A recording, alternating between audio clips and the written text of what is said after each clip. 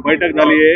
अजित पवार प्रथमच पालकमंत्री म्हणून येते या ठिकाणी आले होते. काय नेमकं बैठकीत अजितदादा असल्यामुळं बैठकीमध्ये शिस्तपणा होता आणि अजितदादांनी आश्वासन सुद्धा दिलंय, जिथं जिथं विकास निधी लागेल कुठेही कमी पडून देणार नाही, तुझ्या भाऊ आम्ही करणार नाही. काय नेमकी तुम्ही मागणी केली होती? तुमच्या मागणीवर कशा पद्धतीने अजित पवार यांनी अजितदादांना पत्रही दिलं आहे, भरपूर मागण्या तिथे केलेल्या आहे. पण जो बीड नगरपालिकेचा महत्वाचा जो विषय होता की आज सुद्धा मुबलक पाणी असून सुद्धा 15 दिवसाला आपल्याला पाणी येतंय.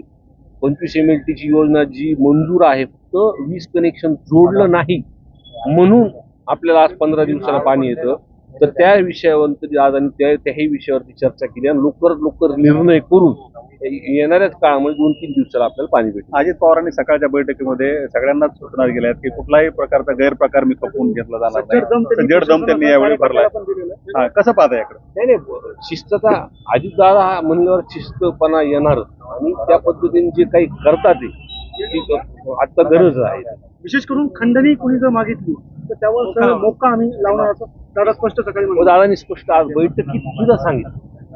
डीपीटीसीच्या बैठकीमध्ये सुद्धा जो बीड जिल्ह्याचा विषय पूर्ण मीडियावरती चालू त्या विषयाला धरून ते असं म्हणले की जे कोणी गुन्हेगार असतील त्याला कारवाई होणार. काय पेनड्राईव्ह देण्यात आलेत का दादांना?